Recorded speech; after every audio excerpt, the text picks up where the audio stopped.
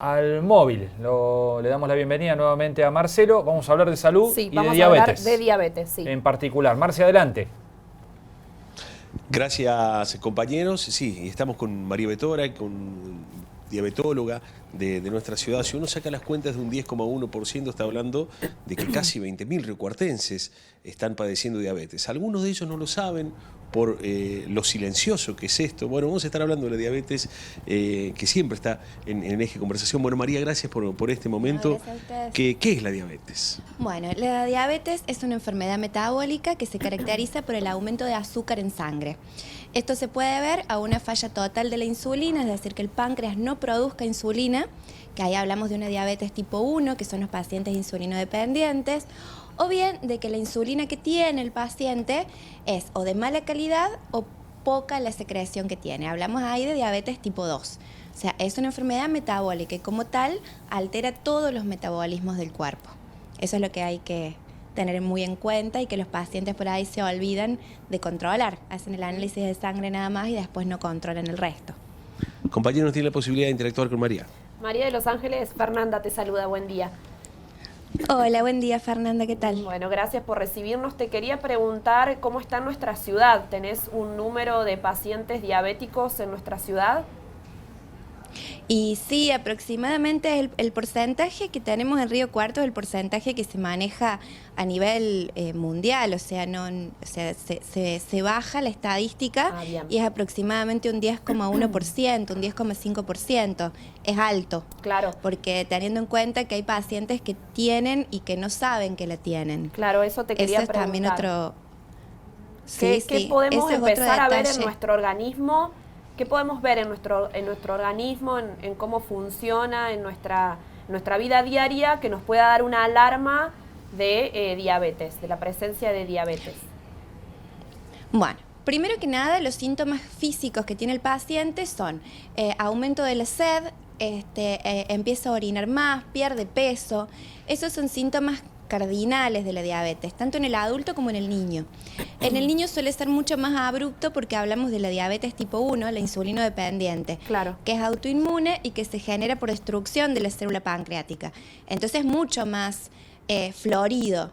En cuanto a los adultos no es tanto, pero empiezan a notar eso. Y eso lo asociamos con el estilo de vida.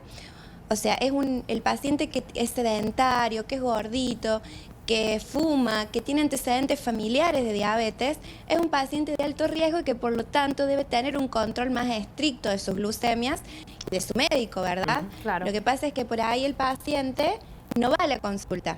Se sabe de todo esto porque las campañas que se hacen llegan a todos lados y no va al médico. Entonces, la idea es concientizar al paciente desde la prevención. Si nosotros empezamos a trabajar desde la prevención, vamos a evitar todas las complicaciones que nos puede generar la diabetes.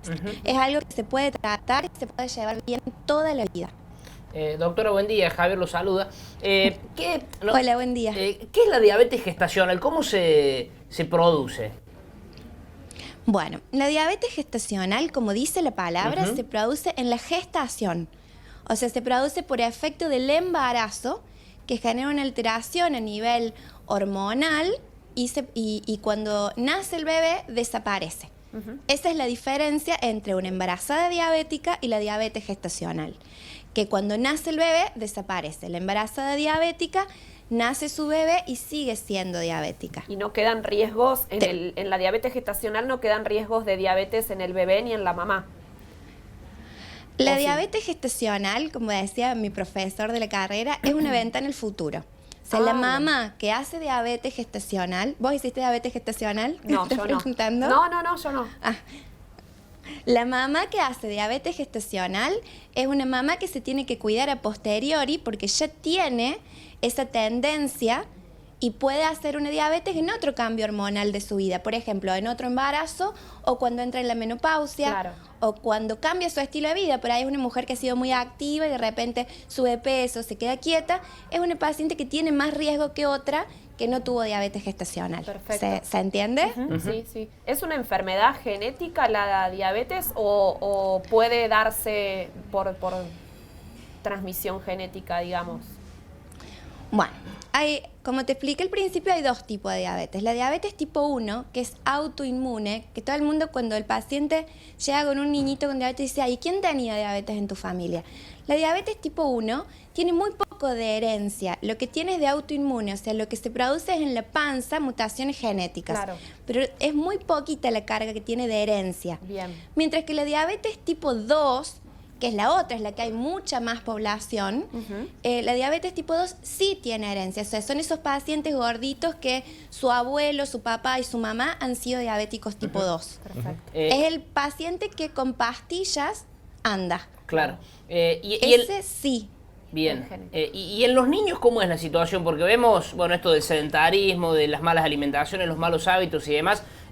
Bueno, digamos que la diabetes un poco es como pandemia del futuro, ¿no? Del presente, pero como que va siempre las cifras en volumen, ¿no? Creciendo. Exactamente. En los niños lo que nosotros vemos es algo que se llama diabesidad. Claro. Es decir, la diabetes asociada a la obesidad y el sedentarismo, que es reversible. O sea, nosotros en esos niños, haciéndolos bajar de peso, haciéndolos mover, podemos revertir esa situación. Siempre hablando de la diabetes tipo 2. En esos niños gorditos hablamos de diabetes tipo 2, que no es lo mismo que el paciente insulino dependiente que debuta en la infancia. Claro. Lo que nosotros tenemos que evitar como papá y como sociedad en general es promover la actividad física, promover la alimentación saludable, educar desde ese ámbito, porque es mucho más cómodo tener al chico sentado en la play que jugando al fútbol, porque tienes que llevarlo a la cancha, esperarlo, ir a buscarlo. Pero bueno, tratar de hacer un esfuerzo y promover desde ahí, o sea, educarlo desde ahí, porque lo que nosotros le vamos a enseñar ahora es lo que va a hacer este paciente en el futuro. Un paciente que a los 12 años es sedentario y obeso, claro, a los 40 años es un potencial diabético que se va a infartar a los 45. Perfecto. Entonces nosotros cuidemos a nuestros hijos desde ese lugar, eduquemos desde ese lugar. Esa educación la vemos desde el colegio, todo lo que es la parte de salud pública también, con las campañas publicitarias, educar desde la buena desde lo saludable. Yo siempre les digo a los papás que vienen con niñitos que la alimentación saludable no es solo para el niño con diabetes o para el niño que es gordito. La alimentación saludable es para toda la familia. O sea, todos tenemos que comer bien. A ver, la obesidad que va asociada a la diabetes, pero no es solo la diabetes, va asociada a artrosis de rodilla, artrosis de cadera, hipertensión, dislipemia. Entonces nosotros tenemos que trabajar desde cubriendo todas estas complicaciones y solamente con el cambio de hábito y la educación que sale de casa. O sea, tan simple y no lo hacemos. Doctora, uno de los principales desafíos en esta enfermedad es lograr llegar al paciente. Hay por allí mucha dificultad en detectar la enfermedad y qué tan importantes son los controles para evitar qué cosas si la enfermedad se desarrolla más todavía.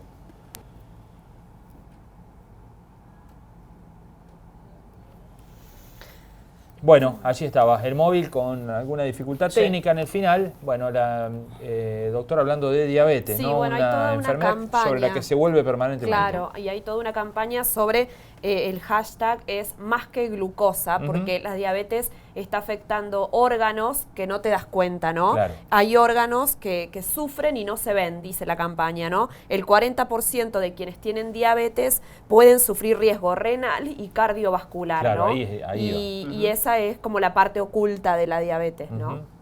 Creo que estamos para despedirla, ¿no, Marce? Bien. Sí, Fernanda. ¿Nos escuchan? Sí, tuvimos ahí algunos inconvenientes. Queríamos, bueno, despedirla como se debe a la doctora María de los Ángeles Vetore por habernos recibido allí. Bueno, muchísimas gracias por este espacio y quedo a su disposición para todo lo que quieran saber o las dudas que se quieran sacar. Bueno. Mientras tanto, yo los invito.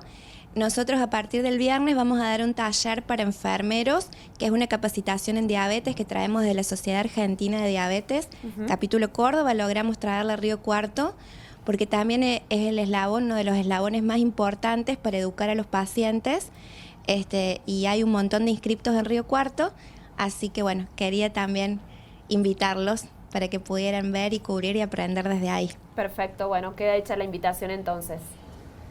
Muchas gracias. Gracias, Marce. No, hasta luego.